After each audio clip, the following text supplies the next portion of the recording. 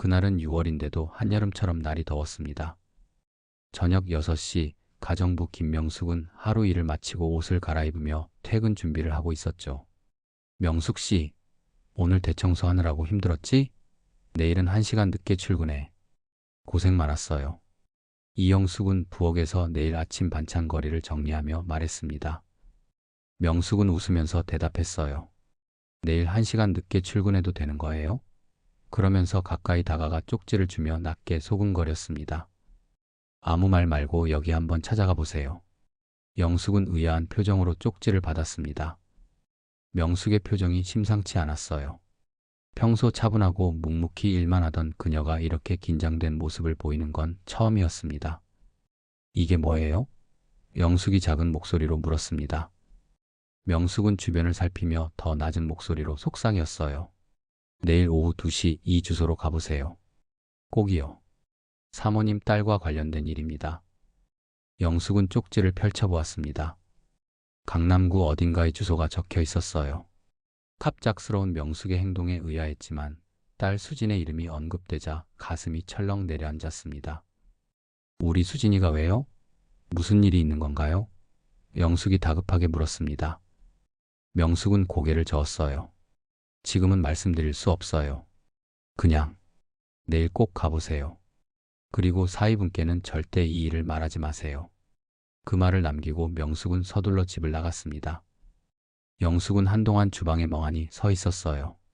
쪽지를 몇 번이고 읽어보았지만 주소 외에는 아무런 정보가 없었습니다. 그날 밤 영숙은 잠을 이루지 못했어요. 수진과 태주는 2층에서 평소와 다름없이 TV를 보는 소리가 들렸습니다. 특별히 이상한 점은 없었어요. 하지만 명숙의 긴장된 표정과 사위분께는 말하지 마세요 라는 말이 자꾸 머릿속을 맴돌았습니다. 도대체 무슨 일이지?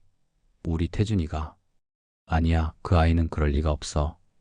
영숙은 스스로를 진정시키려 했지만 불안감은 쉽게 가시지 않았어요. 다음날 아침 영숙은 평소처럼 일찍 일어나 반찬 가게 준비를 했습니다. 태준도 늘 그랬듯이 일어나자마자 영숙을 도왔어요. 어머니, 오늘은 제가 가게 문 열어드릴게요. 어제 대청소하셨다고 명숙 씨가 말하던데 피곤하시죠? 태준이 자상하게 말했습니다. 영숙은 평소와 달리 태준의 얼굴을 똑바로 쳐다보지 못했어요. 고맙다, 태준아.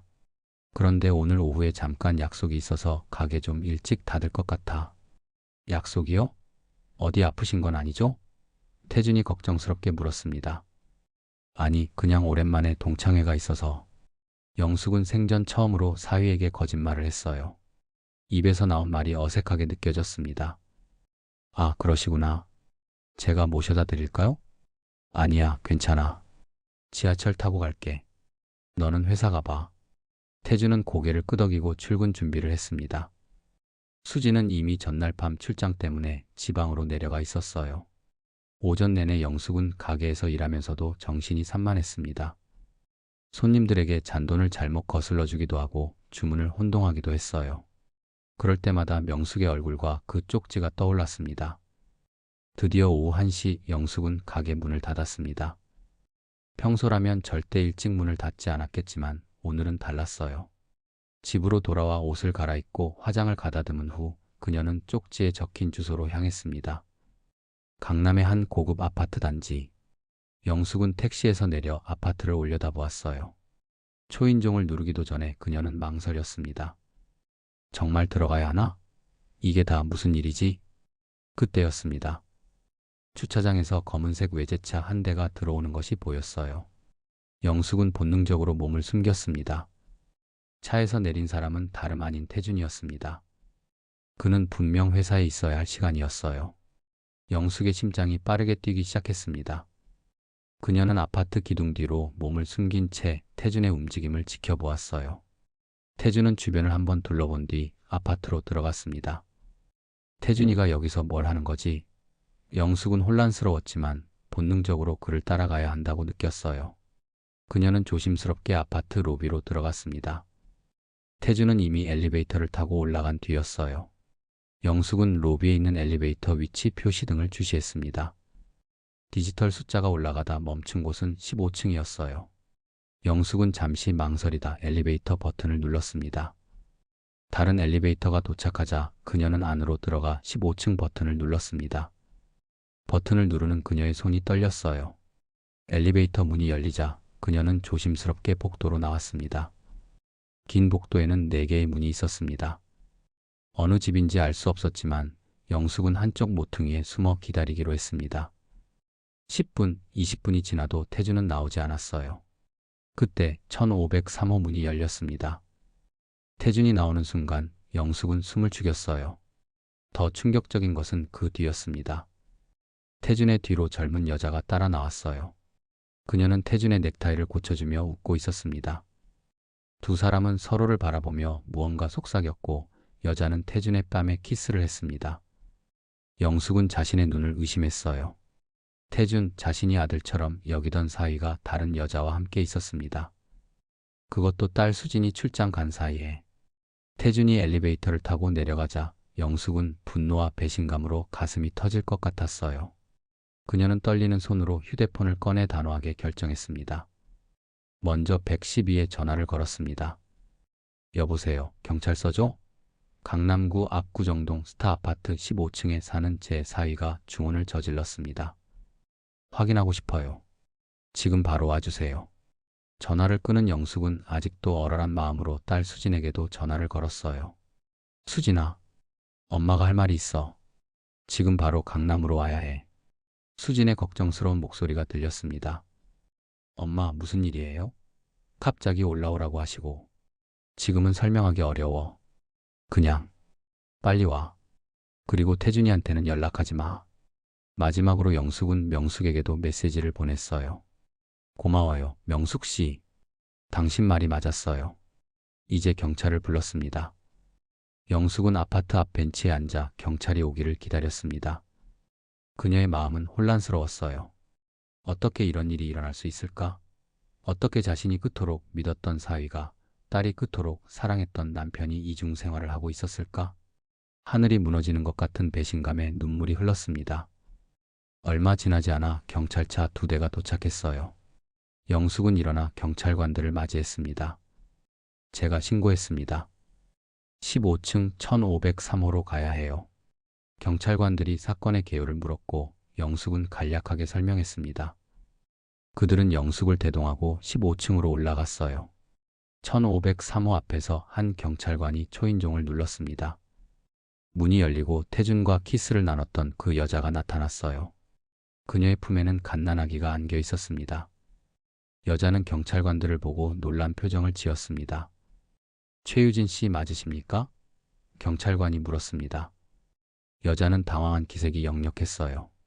네, 맞습니다만 무슨 일이신가요? 신고가 들어와서 왔습니다. 안으로 들어가도 될까요? 유진은 벙찐 표정으로 문을 더 활짝 열었습니다. 경찰관들이 들어가고 영숙도 뒤따라 들어갔어요. 유진은 영숙을 보자 더욱 혼란스러워 보였습니다. 누구세요? 유진이 조심스럽게 물었습니다. 영숙은 차가운 눈빛으로 대답했어요. 이태준의 장모입니다. 유진의 얼굴이 하얗게 변했습니다. 장모님이요? 네, 제 딸 수진이가 태준이의 아내예요. 영숙의 목소리가 떨렸습니다. 유진은 아기를 더 꼭 안으며 소파에 주저앉았어요. 아니에요. 태준이는 제 남편이에요. 우리는 3년 전에 결혼했고 이 아이는 우리 아들이에요. 그 순간 모든 것이 명확해졌습니다. 경찰관이 유진에게 혼인관계 증명서를 보여달라고 요청했어요. 유진은 떨리는 손으로 서류를 꺼내 보여주었습니다. 경찰관은 그것을 확인한 뒤 동료에게 고개를 끄덕였습니다. 이태준 씨는 지금 어디 계십니까? 경찰관이 물었습니다. 회사에 갔어요. 점심시간에 잠깐 들렀다가 다시 나갔는데. 유진의 목소리가 떨렸어요. 영숙은 창밖을 바라보았습니다. 이제 폭풍이 시작될 것이라는 것을 알았어요. 그녀는 딸 수진에게 어떻게 이 진실을 전할지, 이제 그들의 삶은 어떻게 될지 걱정되었습니다. 하지만 한 가지 확실한 것은 진실은 언제나 드러난다는 것이었습니다. 그리고 그 진실이 아무리 고통스러워도 거짓 속에서 살아가는 것보다는 나았습니다. 경찰은 태준의 회사로 2명의 경찰관을 보냈습니다. 나머지 경찰관들은 유진에게 계속해서 질문을 이어갔어요. 결혼 과정, 태준과의 생활, 재정 상황 등에 대해서요. 영숙은 그 모든 이야기를 들으며 가슴이 무너져 내리는 것 같았습니다. 통장은 공동 명의로 쓰시나요? 경찰관이 물었습니다. 유진은 고개를 저었어요. 아니요, 각자 따로 써요. 태준이가 월급을 제 통장으로 보내주고 그걸로 생활비를 쓰죠. 다른 부동산이나 자산은요? 이 아파트가 있어요. 태준이 명의로 되어 있고 대출이 좀 있어요. 영숙은 그 말을 듣고 가슴이 철렁 내려앉았습니다. 태준은 자신의 명의로 고급 아파트까지 구입했으면서 수진에게는 자금이 부족하다며 수진 명의로 여러 대출과 신용카드를 만들었거든요. 태준이 두 가정을 오가며 수진을 경제적으로 이용하고 있었던 것이 분명했습니다. 영숙은 그 말을 듣고 가슴이 철렁 내려앉았습니다. 수진의 명의로도 대출이 있었거든요. 태준이 두 여자 모두에게서 돈을 빼돌리고 있었던 걸까요? 1시간쯤 지났을 때 경찰 무전기에서 소리가 들렸어요. 회사로 간 경찰관들이 태준을 체포했다는 소식이었습니다. 그들은 태준을 강남경찰서로 데려가고 있었어요. 최유진 씨, 저희와 함께 경찰서로 가주셔야 합니다. 경찰관이 말했습니다. 유진은 창백한 얼굴로 고개를 끄덕였어요. 아기도 데려가야 하나요? 네, 지금은 함께 가시는 게 좋겠습니다. 유진은 서둘러 아기 용품을 챙겼고 영숙도 함께 경찰차를 타고 경찰서로 향했습니다. 차 안에서 두 여자는 서로 어색한 침묵을 지켰어요. 영숙은 창밖을 바라보며 생각에 잠겼습니다. 명숙이 어떻게 이 일을 알게 된 걸까? 그 의문은 나중에 물어봐야겠다고 생각했어요. 강남경찰서에 도착했을 때 수진은 이미 로비에서 초조하게 기다리고 있었습니다. 영숙을 발견하자마자 달려왔어요. 엄마, 도대체 무슨 일이에요? 수진이 다급하게 물었습니다.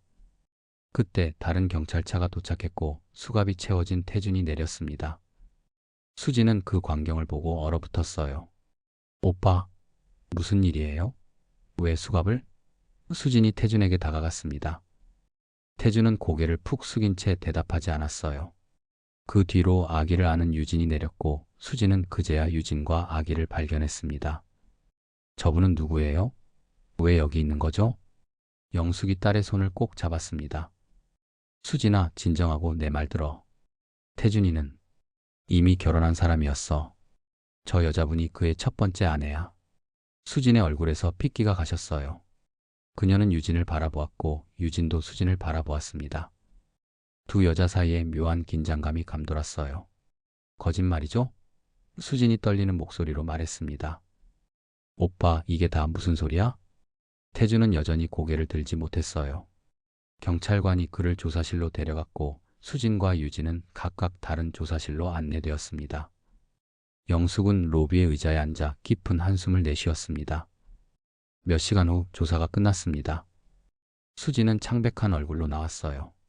그녀의 눈은 울어서 붉게 부어 있었고 걸음거리는 힘이 없었습니다. 영숙은 즉시 딸에게 다가가 안았어요. 수진아, 괜찮니? 영숙이 조심스럽게 물었습니다. 수진은 고개를 저었어요. 어떻게 괜찮을 수 있겠어요, 엄마? 내 모든 것이 다 거짓이었는데. 무슨 얘기를 들었니? 수진은 떨리는 목소리로 대답했습니다. 오빠가 모든 걸 인정했어요. 처음부터 계획된 일이었대요. 내 명의로 대출을 받고 카드를 만들고 다 계획된 일이었던 거예요. 두 사람이 경찰서를 나서려는 순간 유진도 아기를 안고 나왔습니다. 두 여자는 잠시 서로를 바라보았지만 둘 다 너무 충격과 배신감에 휩싸여 어떤 말도 나누지 못했어요. 불편한 침묵 속에서 시선만 마주쳤을 뿐 각자의 상처를 안고 서로 다른 방향으로 걸어갔습니다. 영숙은 딸의 어깨를 감싸 안으며 경찰서를 나왔어요. 밤은 이미 깊었고 서울의 밤거리는 차갑게 느껴졌습니다. 택시를 기다리는 동안 수지는 한숨만 내쉬었고 영숙도 어떤 말로도 딸을 위로할 수 없다는 것을 알았습니다. 지금은 그저 함께 있어주는 것만이 최선이었어요. 용산구 집으로 돌아오는 택시 안에서 영숙과 수진은 한동안 말없이 앉아 있었습니다. 마침내 수진이 입을 열었어요. 엄마, 어떻게 이 사실을 알게 된 거예요? 영숙은 깊은 한숨을 내쉬었습니다. 명숙 씨가 알려줬어. 이모가요? 어떻게요? 지금은 말하기 힘들구나. 집에 가서 이야기하자. 용산구 집으로 돌아오는 택시 안에서 영숙과 수진은 한동안 말없이 앉아 있었습니다. 마침내 수진이 입을 열었어요. 엄마, 어떻게 이 사실을 알게 된 거예요? 택시가 집 앞에 도착했을 때 현관 앞에 명숙이 서 있었습니다. 그녀는 걱정스러운 표정으로 기다리고 있었어요. 이제 다 아셨어요? 명숙이 조심스럽게 물었습니다. 수진은 고개를 끄덕였어요. 네, 다 알았어요. 알려주셔서 정말 감사해요, 이모. 세 여자는 함께 집으로 들어갔습니다. 명숙이 따뜻한 차를 준비하는 동안 영숙과 수진은 거실 소파에 앉았어요. 이제 어떻게 해야 할지 모르겠어요, 엄마. 수진이 무력한 목소리로 말했습니다. 영숙은 딸의 손을 꼭 잡았어요. 하루아침에 모든 걸 결정할 필요는 없어. 지금은 쉬어야 해. 명숙이 차를 가지고 와서 탁자 위에 놓았습니다. 사모님, 제가 모든 것을 설명드려야 할 것 같아요. 영숙과 수진은 명숙을 바라보았어요. 명숙은 깊은 숨을 들이쉬고 말을 시작했습니다. 사실 제가 돈이 좀 필요해서 여기 일 끝나고 저녁에 아이 돌봄 일도 구했어요. 주중에 4시간씩 일하기로 했죠. 첫날 가서 거실에 있는 가족 사진을 봤는데 거기 있는 남자가 사모님 사위랑 너무 비슷해서 쌍둥이라 해도 믿겠다 싶었어요. 그래서요? 수진이 초조하게 물었습니다. 3일째 출근하는 날이었어요. 애기 엄마랑 남편이 주차장에서 얘기하는 걸 봤는데 음성이나 걸음걸이까지 똑같은 거예요. 너무 놀라서 그날로 그 집 일을 그만뒀습니다. 확신이 들었거든요. 같은 사람이라는 게. 그래서 우리 집에서 계속 일하면서 지켜본 거군요.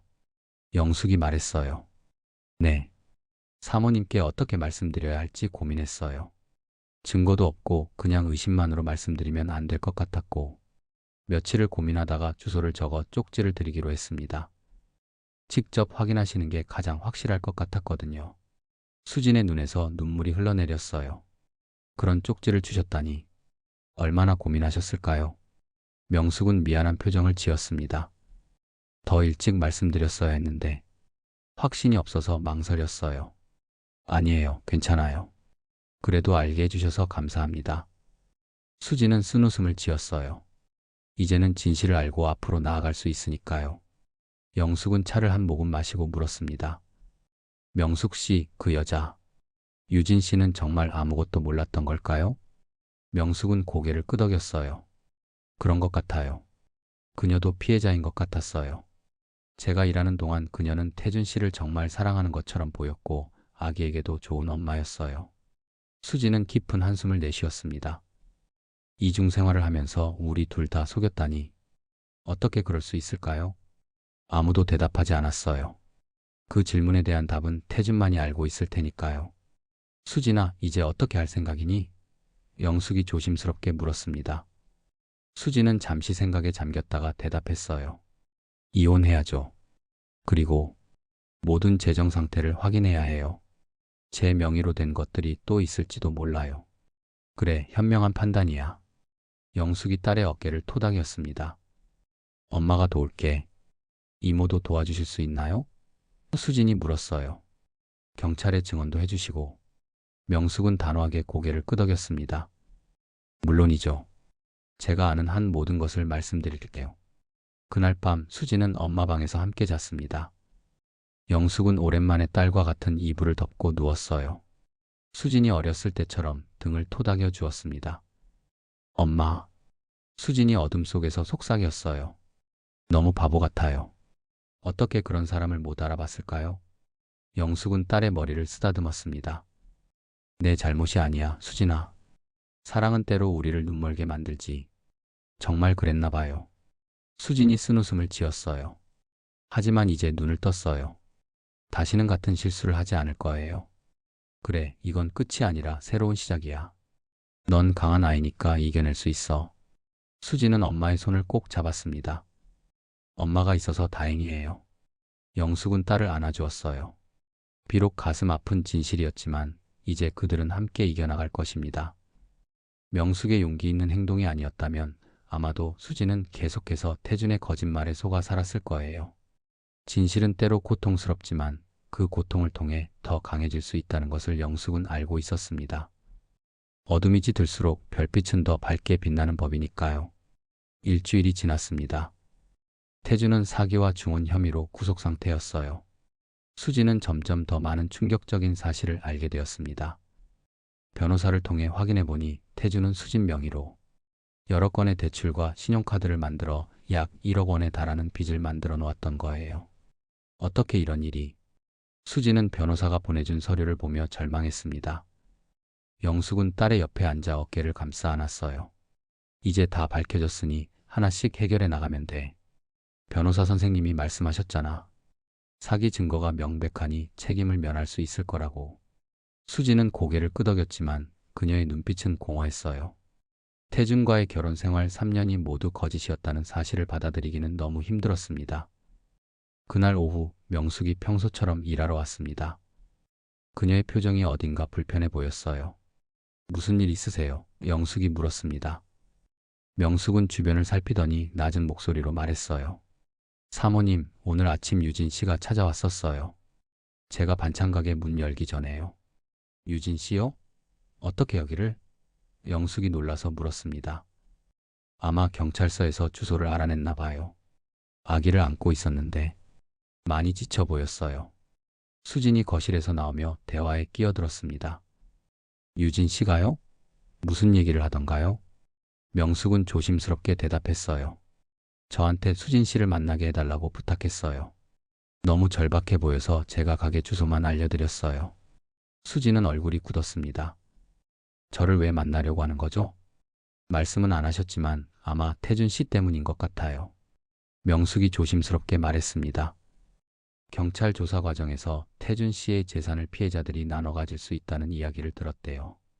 유진 씨는 아파트가 유일한 재산인데 그럼 집도 잃게 된다는 거네요. 영숙이 말을 이었습니다. 명숙은 고개를 끄덕였어요. 네. 아기도 있고 전업주부로 지냈으니 막막할 것 같더라고요. 수지는 한숨을 내쉬었습니다. 어쩌면 좋아요. 저도 피해자인데. 그날 오후 수진이 반찬 가게에서 일을 돕고 있을 때였습니다. 문이 열리고 아기를 안은 여자가 들어왔어요. 유진이었습니다. 그녀는 수진을 보자 긴장한 표정으로 다가왔습니다. 수진 씨, 유진이 작은 목소리로 말했어요. 시간 좀 내주실 수 있을까요? 수진은 어색하게 고개를 끄덕였습니다. 영숙은 둘을 바라보다가 뒤편 테이블에서 이야기하세요. 차 가져다 드릴게요 라고 말했어요. 두 여자는 가게 뒤편 작은 테이블에 마주 앉았습니다. 유진의 품에 안긴 아기는 평화롭게 잠들어 있었어요. 먼저 사과드리고 싶어요. 유진이 떨리는 목소리로 말했습니다. 당신도 저처럼 피해자라는 걸 알아요. 하지만 저는 정말 다른 방법이 없어서 찾아왔어요. 수지는 말없이 유진을 바라보았습니다. 유진의 얼굴에는 며칠간 잠을 제대로 이루지 못한 흔적이 역력했어요. 경찰에서 태준의 재산이 피해자들에게 분배될 수 있다고 했어요.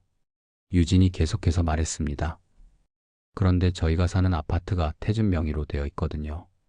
그게 유일한 재산인데 이제 그마저 잃게 될까봐 너무 두려워요. 수지는 눈썹을 찌푸렸어요. 그래서 저한테 찾아온 거군요. 네. 유진의 눈에 눈물이 고였습니다. 제가 얼마나 비참한지 아세요? 태준이 저지른 일 때문에 제가 사과하러 다녀야 한다니. 하지만 저는 이 아이 때문에라도 어쩔 수 없어요. 유진은 품에 안긴 아기를 내려다보았어요. 민준이가 아직 어려서 아빠가 어떤 사람인지 몰라요. 하지만 언젠가는 알게 될 거예요. 그때 제가 뭐라고 설명해야 할지. 그리고 지금은 아파트마저 빼앗기면 저희 모자는 정말 갈 곳이 없어요. 수지는 깊은 한숨을 내쉬었습니다. 이해해요. 하지만 저도 피해자예요. 태준이 제 명의로 만든 빚이 1억이 넘어요. 그리고 3년간의 제 시간과 마음을 돌려받을 수는 없잖아요. 알아요. 유진이 고개를 숙였어요. 하지만 수진 씨는 적어도 의지할 부모님이 계시잖아요. 저는 친정 부모님도 안 계세요. 혼자서 아이를 키워야 하는데. 그때 영숙이 차를 가져왔습니다. 두 여자의 대화를 일부 들은 듯 했어요. 영숙은 차를 내려놓고 잠시 둘을 바라보다가 말했습니다. 유진 씨, 어려운 상황이신 것 같네요. 하지만 우리도 피해자예요. 태준이 우리 수진이 명의로 대출까지 받았다니까요. 유진은 영숙을 바라보며 고개를 끄덕였어요. 알아요. 정말 죄송해요. 저도 어쩔 수 없이. 영숙은 유진이 진심으로 어려움에 처해 있다는 것을 느꼈습니다. 하지만 동시에 뭔가 이상한 느낌도 들었어요. 유진이 말하지 않는 무언가가 있는 것 같았습니다. 영숙은 수진에게 의미심장한 눈빛을 보냈어요. 수진도 미세하게 고개를 끄덕였습니다. 두 사람은 오랜 모녀간의 교감으로 서로의 생각을 읽을 수 있었어요. 유진 씨, 수진이 조심스럽게 말했습니다. 혹시 태준이 구치소에서 연락했나요? 유진의 표정이 순간 경직되었다가 이내 무너졌어요. 그녀의 눈에서 눈물이 흘러내렸습니다. 어떻게 아셨어요? 수진과 영숙은 서로를 바라보았습니다. 그들의 예감이 맞았어요. 태준이 뭐라고 했나요? 수진이 부드럽게 물었습니다. 유진은 흐느끼며 고백했어요. 태준이 구치소에서 연락했어요. 만약 제가 당신을 설득해서 합의하게 하면 그가 풀려나서 민준이의 아빠로서 책임을 다하겠다고 했어요. 그리고 피해자들을 모두 찾아가서 합의를 받아오라고. 영숙은 한숨을 내쉬었습니다. 역시 태준은 지금도 유진을 이용하고 있었어요.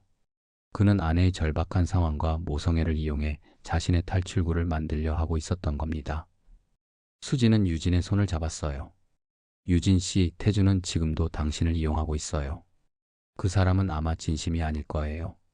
유진은 더 크게 흐느꼈습니다. 알아요. 제 머리로는 알아요.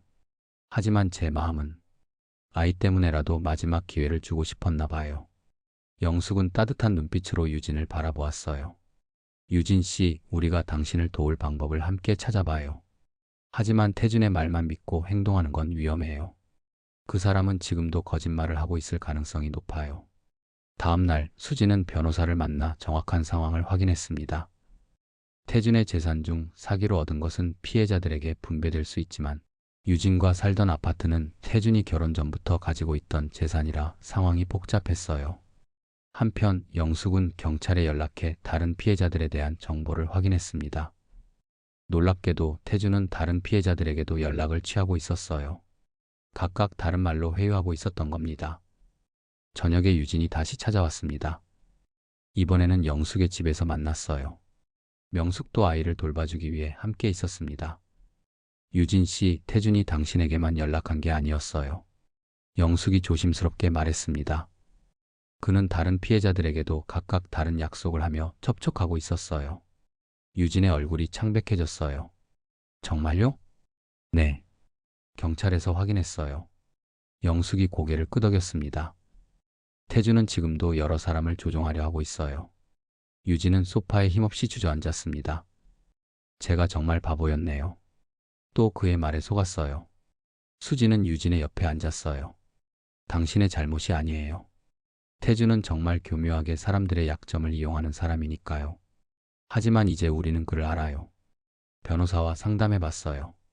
수진이 말을 이었습니다. 아파트 문제는 생각보다 복잡해요. 그건 태준의 결혼 전 재산이라 단순히 피해 분배 대상이 아닐 수도 있대요. 유진은 희망을 품은 표정이었어요. 그럼 제가 계속 살 수 있을까요? 아직 확실하진 않아요. 수진이 솔직하게 말했습니다. 하지만 우리가 함께 방법을 찾아봐요. 영숙은 따뜻한 차를 건네며 말했습니다. 저희가 생각한 건 모든 피해자들이 함께 만나서 이야기하는 거예요. 각자의 상황을 공유하고 어떻게 대응할지 함께 결정하는 거죠. 유진은 놀란 표정이었어요. 다른 여자들과 만나자고요? 네. 어렵겠지만 이게 가장 현명한 방법이에요. 수진이 설명했습니다. 태준이 우리를 서로 이용하게 하지 말고 우리가 함께 힘을 합쳐야 해요. 유진은 잠시 생각에 잠겼다가 고개를 끄덕였어요. 맞아요. 제가 너무 혼란스러웠어요. 아이 때문에 필사적이 되다 보니 태준의 말에 또 넘어갈 뻔했네요. 이틀 후 3명의 피해자가 영숙의 집에 모였습니다. 수진과 유진, 그리고 박미영이라는 30대 중반의 여성이었어요. 다들 처음에는 어색했지만 각자의 이야기를 나누면서 공감대가 형성되었습니다. 태준은 저한테 사업 자금이 필요하다며 5천만 원을 받아갔어요. 미영이 쓴웃음을 지으며 말했어요. 그리고 저한테도 합의를 종용했죠. 심지어 다른 피해자들은 이미 합의했다고 거짓말까지 했어요. 유진은 충격을 받은 표정이었습니다. 정말 뻔뻔하네요. 저희 모두를 이용하려고 했군요. 수지는 테이블 위에 서류들을 펼쳤어요. 변호사가 정리해준 내용이에요. 우리 모두 법적으로 피해자로 인정받을 수 있어요. 하지만 합의는 신중하게 결정해야 해요. 세 여자는 각자의 상황과 어려움을 솔직하게 나눴습니다. 수지는 태준이 만든 빚으로 고통받고 있었고, 미영은 사업 자금을 잃어 큰 타격을 입었으며, 유진은 아이와 함께 살 집이 걱정이었어요. 저는 개인적으로 태준을 용서할 생각이 없어요. 미영이 단호하게 말했습니다. 하지만 유진 씨와 아이 상황은 다르니까 어떻게든 도움이 됐으면 해요. 수진도 고개를 끄덕였어요. 저도 같은 생각이에요. 아이는 아무 잘못이 없으니까요. 유진의 눈에 눈물이 고였습니다. 정말 감사해요. 저는 당신들이 저를 미워할 거라고 생각했는데 우리 모두 피해자예요. 수진이 부드럽게 말했습니다. 서로 미워해봤자 태준만 좋아할 뿐이죠. 세 여자는 함께 방안을 모색했어요. 변호사의 조언을 듣고 태준에게 합의 조건을 제시하기로 했습니다. 유진과 아이가 아파트에 계속 살 수 있도록 하는 대신 태준이 가지고 있는 다른 자산은 피해자들에게 분배하기로 했어요. 한 달 후 태준은 모든 피해자들과의 합의 조건을 받아들였습니다. 유진과 아이는 아파트에 계속 살 수 있게 되었고 태준의 다른 자산과 보험금은 피해자들에게 분배되었어요. 물론 그가 사기와 중혼으로 받게 될 형벌은 별개의 문제였습니다. 구치소에서 태준은 유진에게 또 다른 메시지를 보냈습니다. 다른 여자들을 왜 만났어? 내가 시키지 않았던 일이잖아. 이제 합의는 됐으니 나만 믿고 기다려. 곧 돌아갈게. 하지만 이번에는 유진도 그의 거짓말에 넘어가지 않았어요. 그녀는 그 메시지를 수진과 영숙에게 보여주었고 세 여자는 함께 웃으며 그것을 쓰레기통에 버렸습니다. 유진은 영숙의 집을 찾아와 감사 인사를 전했어요. 정말 감사합니다. 당신들이 아니었다면 저는 계속 태준의 말에 속아 넘어갔을 거예요. 영숙은 미소를 지었습니다. 이제 앞으로 어떻게 할 계획이에요? 일단 아이를 키우면서 일을 찾아볼 거예요. 유진이 결연한 표정으로 말했습니다. 더 이상 남에게 의존하지 않고 스스로 서야겠다고 결심했어요. 수지는 유진의 손을 잡았어요. 힘들면 언제든 연락해요. 이상하게 들릴지 모르지만 우리는 이제 어떤 의미에서 가족 같은 것 같아요. 유진은 미소를 지었습니다. 정말 그런 것 같아요. 끔찍한 경험이었지만 덕분에 소중한 인연을 만났으니까요. 그날 저녁 영숙은 명숙과 함께 설거지를 하며 이야기했습니다. 명숙 씨, 당신이 아니었다면 이 모든 일이 밝혀지지 않았을 거예요. 명숙은 미소를 지었어요. 사모님, 저는 그저 제가 해야 할 일을 했을 뿐이에요. 그리고 수진 씨와 영숙 사모님이 유진 씨를 도와준 것처럼 우리는 서로 도와야 하잖아요. 영숙은 고개를 끄덕였습니다. 맞아요. 가끔은 최악의 상황 속에서 가장 아름다운 인간성이 드러나기도 하네요.